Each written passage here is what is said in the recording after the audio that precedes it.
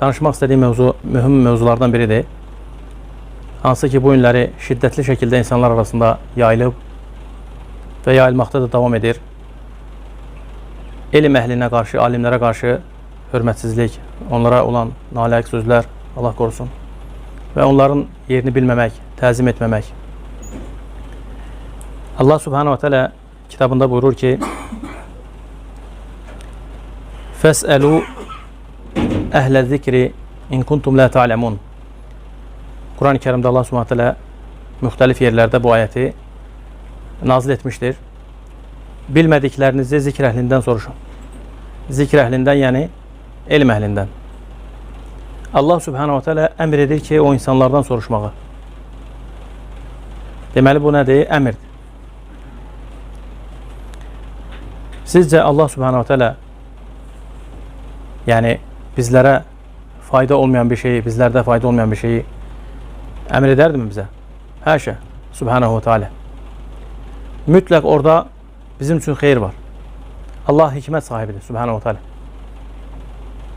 Allah Subhanahu wa Ta'ala buyurur ki: "Fəs'əlu" əmridir. Əhlə zikri in kuntum la ta'lemun. Bilmədiklərinizi bilənlərdən soruşun.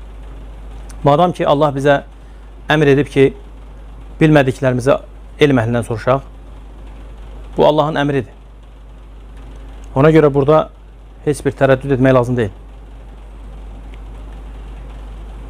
Nə cür olur ki, başqa əmirləri yerinə yetiririk? Misal verəcəm.